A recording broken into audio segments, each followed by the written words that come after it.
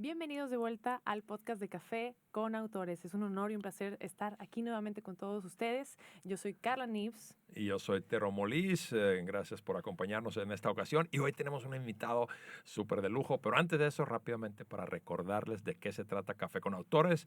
Somos esta organización que nació para fomentar la literatura, los escritores locales y realmente unirnos a hacer comunión para que todo el mundo lea y escriba más. Justamente, y tenemos tanto este canal digital como obviamente todos nuestros eventos presenciales, que es como la manera en la que nacimos en este mundo. Y justo como menciona Tero, pues me hace muy feliz anunciar el invitado del día de hoy, que es María de Alba. Muchas gracias por estar aquí con nosotros. ¿Cómo estás, María? Pues muchas gracias a ti y a Tero por invitarme. Pues es un gusto, es la primera vez que me presento en un lugar como así de San Pedro, precisamente. Entonces, pues va a estar muy padre esto de Ojo de Agua y pues este podcast también. Muchas gracias. Qué emoción. Sí, para nosotros es un placer tenerte aquí porque obviamente pues es una inspiración que seas una persona local, que es como nacimos todos nosotros, pero que tu libro aparte pues haya sido publicado por una editorial grande como lo es HarperCollins. Entonces, muchas felicidades por ese logro y tus otros libros que también hablaremos de ellos más adelante. Pero bueno, comenzando con lo que venimos a hacer, pues me gustaría que nos pudieras platicar un poco de ti. ¿Quién eres? Para ti, ¿quién es María del Alba? Pues bueno, yo, María de Alba, soy una persona que toda la vida he escrito desde niña. Me considero primero lectora y después escribidora, así digo yo, me gusta decir escribidora. ¿Por qué? Porque yo creo que para mí lo más importante y una de las cosas que más define mi identidad es la lectura que yo he hecho. Creo que es bien importante hablar de los escritores como lectores primero y hablar de lo que leemos, porque por ahí luego se mal confunde esta idea de que de no hablar de las lecturas que hacemos y en realidad para escribir pues hay que leer. Entonces me considero lectora, escritora, profesora, soy profesora en el TEC de Monterrey. Me considero pues egresada de una carrera de literatura. Yo cuando estudié letras en el TEC, pues yo simplemente vi los planes de estudio y cuál plan de estudios tenía más materias de literatura, letras españolas, Claro. ahora se llama hispánicas, y esa fue la única razón por la que escogí la carrera. Cuando la gente me preguntaba qué vas a hacer ahí, yo siempre contestaba leer. Qué padre. Entonces, realmente todos estos prejuicios que hay en torno a estudiar carreras de humanidades o de letras, pues son eso, prejuicios. Yo toda la vida he trabajado, y pues realmente yo creo que fue lo mejor que me pudo haber pasado. No tuve problemas para escoger la carrera.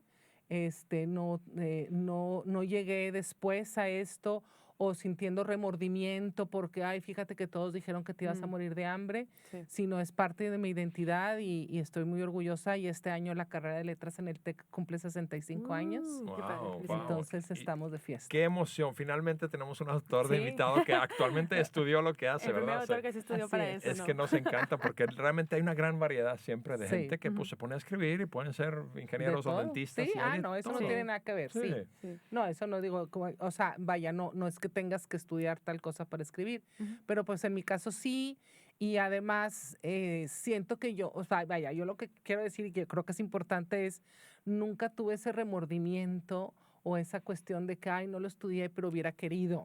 Claro, no te quedaste con la duda, A como mí dicen. eso no me sucedió. Y yo desde mi cancha súper personal, ¿cómo fue para ti ese proceso de estudiar y al final del día, pues sí terminar ejerciendo en el mundo literario? Digamos que siempre se dice que es como uno en un millón, así como ser cantante o ser artista o ser pintor. ¿Cómo fue ese proceso para ti? Te pregunto, porque yo amante de la lectura y todo eso, en su momento lo consideré como carrera profesional y te soy súper honesta, a mí sí me dio miedo. Te disuadió, alguien te disuadió, ajá. malamente, no hablaste conmigo, Carla. Entonces sí, no te conocía todavía. ¿Cómo fue para ti ese proceso de estudiar y eventualmente lograr publicar tu primer libro? Bueno, yo no estudié letras pensando que ipso facto iba a ser escritora. Yo creo que, o sea, sí escribía, pero pues yo no sabía qué iba a pasar con mis textos. Era muy joven, a los 17 años que escoges la carrera, eres muy joven. Es muy difícil imaginártelo así. Yo estudié letras literalmente porque quería leer, eran las materias que quería estudiar. O sea, yo escogí mi carrera por la pasión por la carrera, que esa es la mejor forma de estudiar una carrera. O sea, si Claro. quieres estudiar lo que quieras, primero fíjate si te gusta el plan de estudios, que es lo que se puede controlar primero. En qué vas a trabajar después es un paso posterior. Bueno, aquí entre nos, ¿por qué los chavos y las chavas se preocupan tanto por eso si todavía primero tienes que estudiar la carrera, ¿no? Claro. Eso vendrá después, ¿no? Ujú. Entonces, así empecé.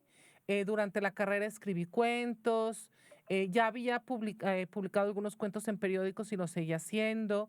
Gané mi primer concurso de cuento a los 10 años, Wow. justamente aquí en el municipio de San Pedro. Ay, qué padre. Era un concurso municipal. Me acuerdo mucho que gané 1,000 pesos. Ese fue Órale, el pero premio. a esa edad es $1 Wow, millón, o sea. wow. Sí, Wow. a los Sí. 10 años. María invita a los tacos. se me hace, sí. Impulsada por mi mamá, que me dijo, ándale, escríbelo.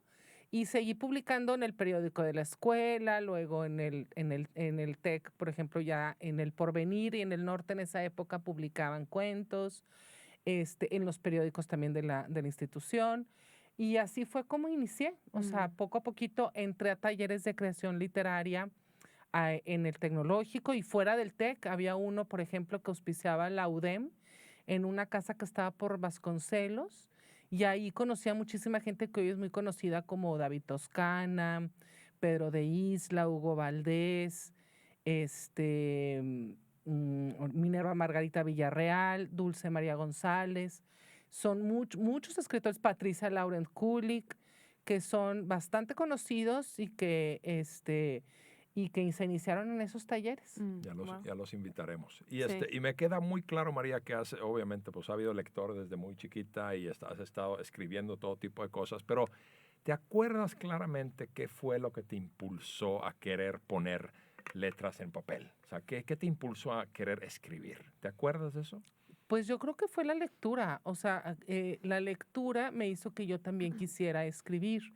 Yo recuerdo, por ejemplo, con mucho cariño, porque muchas veces no se habla de estas personas, de la persona encargada de la biblioteca de mi colegio. Ah, claro. Nadie se había dado cuenta que yo en primero de primaria los libros de niños los acababa así bien rápido, en 5 o 10 minutos ya los había leído. Y ni mis papás se habían percatado de que leía tan rápido, ni mi profesora tampoco. Y la bibliotecaria se dio cuenta que yo agarraba los libros, que me sentaba en una mesa y que todos los niños seguían leyendo y que yo ya había acabado. Y que me llevaba 2 o 3 porque acababa más rápido que los demás. Y entonces ella muy amablemente me dijo, oye, tú lees muy rápido, ¿no te gustaría leer algo más extenso? Y yo, pues sí. Y me acuerdo mucho que me sacó un libro con capítulos, Ya no lo muy encuentro. poquitas ilustraciones. Ajá, Estaba en primero de primaria y la mayoría de los niños no leían esos libros todavía. claro. Y causó conmoción porque todos se acercaron a ver qué me ¿Por qué habían tiene dado. ese libro tan grande, no? No le entiendo nada, no Etcétera. tiene imágenes. Y entonces siempre le recuerdo con cariño porque qué capacidad de observación. ¿Te acuerdas qué libro era? Era La casita de la pradera, Órale. Little House in the Prairie. Wow.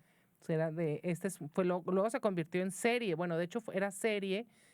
Yo pensaba que era la serie nada más y ella me dijo, no, es que está basada en unos libros. Órale. Y me dio los libros. Qué padre. Me encanta que hayas hecho ese comentario de la bibliotecaria porque para mí fue algo similar, o sea, de que también, gracias a la bibliotecaria de mi escuela, también como que le empecé a perder el miedo a los libros, porque típico que en la escuela te daban, no sé, libros empolvados y viejos que nadie quiere leer, menos un niño, y que neta solo hace falta una persona que a lo mejor te dé el libro correcto para que digas, wow, o sea, es por aquí. Y la importancia de Sí. fomentar la lectura desde que somos chicos. Y esta persona tuvo la gracia, además, de que todo el año me dio los libros de la serie en orden.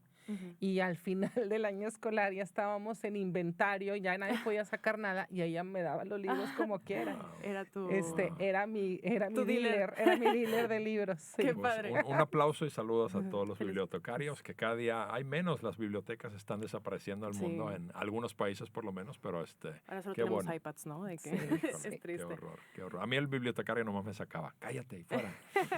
Me imagino, Tero, siendo ese niño desmadroso que quiere leer, pero tiene mucha energía. Un poquito, un poquito. Oye, María, y cuéntanos, digo, yo sé que tienes varios libros en tu haber, pero tu más reciente publicación, Un corazón extraviado, no sé si nos quieras contar un poquito de qué es, de qué trata, cuál fue tu proceso, algo interesante que nos puedas comentar. Bueno, esta novela es una novela que está muy atrás en mi vida como imaginario mío, porque cuando estaba estudiando justamente la carrera de letras, el director de la carrera nos comentaba, fíjense que aquí en Monterrey está enterrado un poeta de la generación del 27 español, de los que se vinieron con la guerra civil.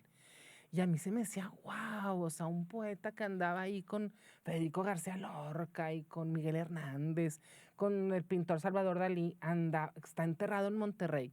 Entonces a mí se me hacía como bien loco, bien extraño, cómo fue que acabó aquí, que pues en Monterrey pues no había, pues a finales de los 80, principios de los 90 no había lo que hay ahora. Pensemos que el Parque Fundidora se abrió en los 90, nomás para que nos demos una idea, ¿no? El Museo Marcos se abrió en los 90. Entonces apenas estaba empezando lo que hoy conocemos como esta efervescencia cultural que hay en la ciudad. Entonces me hacía bien raro cómo este señor acabó aquí y que había muerto en el 67, o sea, más inhóspito todavía, ¿no? En esa época había una grandiosa librería en esta ciudad que se llamaba la Librería Cosmos, que estaba en el centro, ¿verdad? Entonces tuvo 2 sucursales, una en Padre Mier y otra en Morelos. Y la última librería era preciosa porque con Art Nouveau, una balaustrada preciosa de madera. Estaba hermosa esa librería.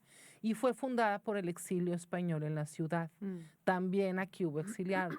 Claro. Y ellos platicaban también de la figura de Pedro Garfias, que también había llegado con el exilio.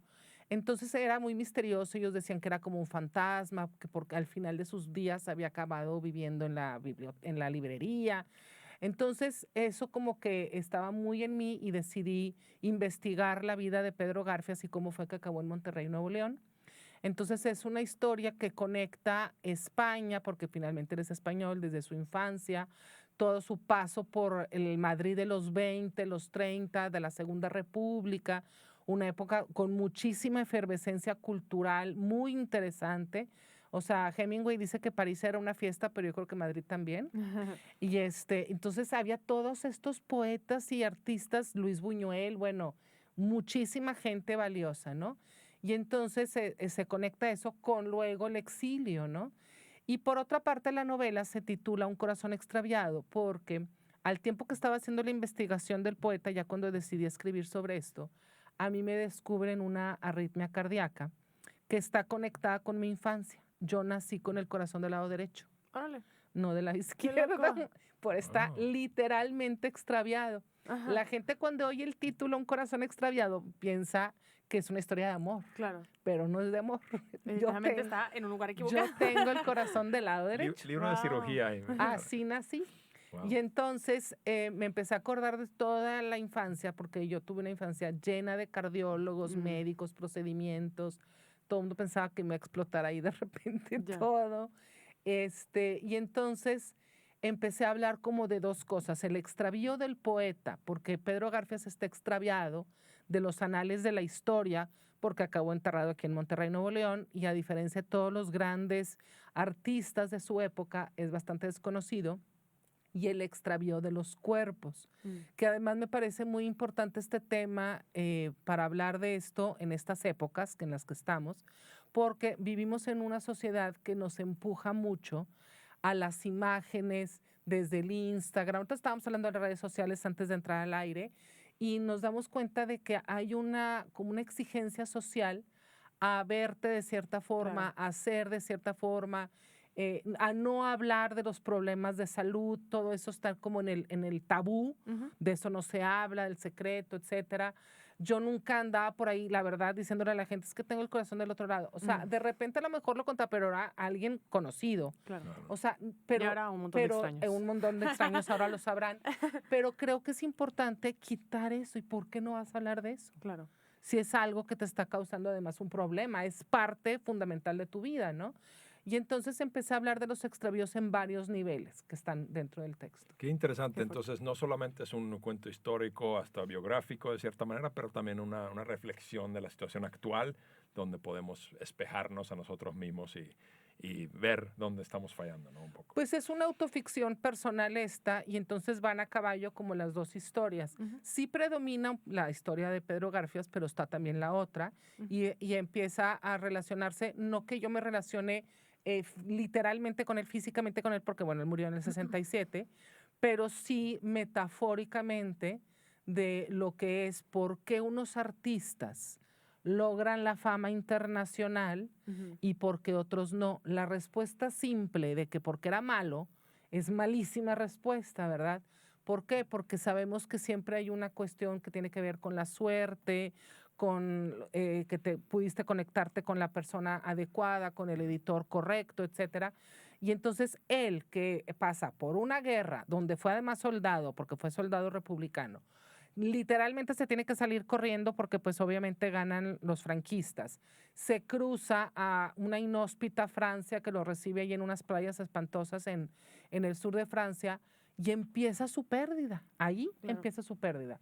¿Cómo reconectarlo cuando hay tanta pérdida de por medio, no? Sí, qué fuerte. La verdad es que suena bien interesante porque también, o sea, me gusta que hablas del factor suerte, el factor momento y también creo que está el factor, pues simplemente como, pues no sé si destino, o sea, sabes, de que hay muchas cosas que en la vida se nos van atravesando que logran, o sea, hay gente que a lo mejor tiene un libro muy malo, que se ve hacer internacional y gana millones, y un libro buenísimo que nunca nadie supo de su existencia. ¿no? Entonces, exactamente. Y por otra, quiero decir que esto también habla de que Monterrey siempre tuvo cultura, no más que no sabíamos. Exacto. O sea, esa librería, la librería Cosmos, este poeta, pudieron preservar unas cosas muy importantes que hoy en día podemos gozar de ellas, ¿no?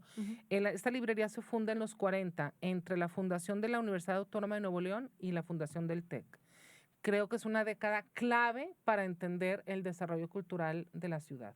Y para ti, por ejemplo, bueno, ya platicaste un poco que tuviste como este proceso de investigación y tu proceso personal. ¿Cuál fue como el reto más grande de este libro en particular a la hora de trabajarlo? Bueno, el reto principal fue, yo creo que, bueno, investigar el poeta fue bien difícil porque como estaba muy desconocido, hasta que me encontré con tesis de doctorado de gente que lo había trabajado, porque libros de él no había, ¿no? Esa fue una parte importante. Luego, cómo estructurarlo, como ya te conté, es una novela como a caballo de dos historias, está medio rara la estructura, está fragmentaria, etcétera, ¿no? No complicada de leer, pero sí para uno de armar. Es como un rompecabezas, ¿no? Y por último, hay que decirlo, lo más difícil, porque yo empecé a investigarla en el 2015 y la publiqué apenas el año pasado. Sí. ¿Qué pasó? Pues es que es bien difícil escribir desde el norte del país y convencer a alguien, a un editor, en una editorial nacional, oye, un poeta desaparecido del 27 que está enterrado en Monterrey, Nuevo León, así como que gracias, con permiso, ¿verdad? Sí, porque a nadie le interesa saber del norte, ¿no? Exacto, entonces lo más difícil también es el proceso de publicación. A mí a veces la gente me pregunta que si es difícil siendo mujer.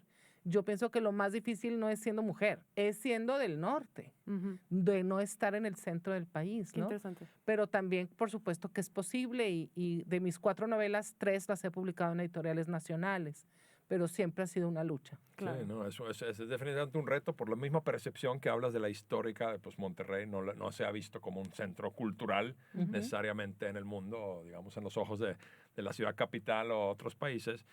Yo lo que me llevo creo que de tu libro es que, de lo que nos platicas, es que si quieres ser un poeta o autor exitoso, que no te entierren en Monterrey. Yo creo que...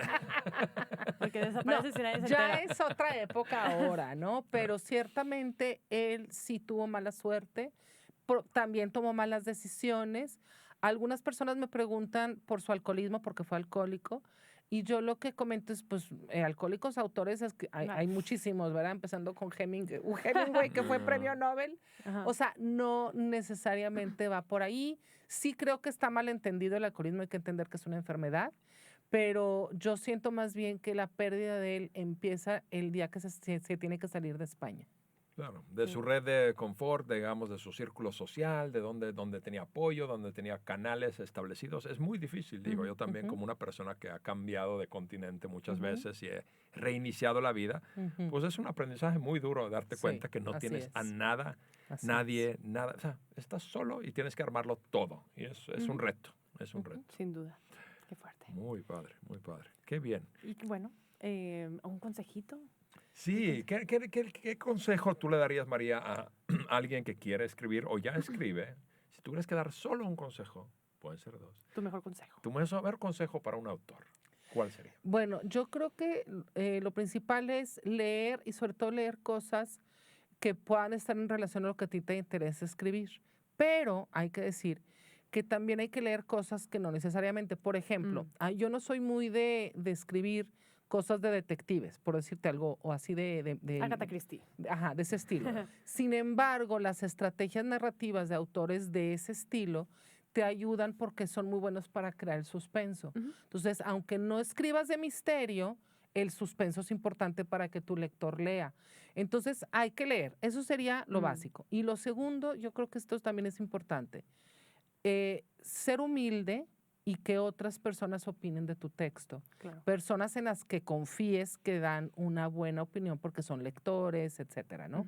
No es necesariamente cualquier persona, pero sí es importante saber escuchar y para poder retrabajar el texto. Sí, para que no sean esas personas que nomás dicen, ay, está excelente. Y pues, ¿qué te sirve? Realmente no te sirve. Quieres a alguien que realmente valora, se atreve y puede decir la verdad. ¿Sabes qué? No me gustó para nada porque no tiene sentido cómo se conecta esta historia. Y eso te sirve, eso como autor te sirve para cambiarlo, modificarlo, mejorarlo. Sí, tener la humildad de justo tomarlo, porque luego a uno pueda pensar que su escrito es el mejor escrito del mundo y de que no, es que tú eres un tonto y no sabes. O sea, justo tener esa humildad de, bueno, a lo mejor, ¿qué pasaría si cambio esto, cambio aquello otro? Como crítica constructiva, tal cual. Y por último, esto no es consejo de escritura o lectura, pero sí para lo que es procesos de publicación, tener paciencia. La paciencia es muy importante, muy importante. Claro. No va a salir rápido.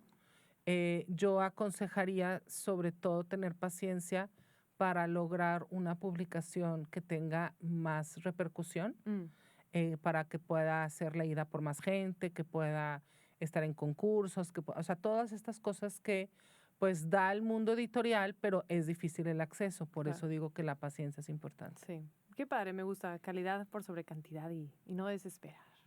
Muy bueno. Paciencia, pupilos, paciencia, no, excelente. Qué bueno, María, muchas gracias por eso. ¿Cómo, ya que escuchándote creo que mucha gente va a querer saber más de ti o estudiarte un poco más para que no termines enterrado en Monterrey?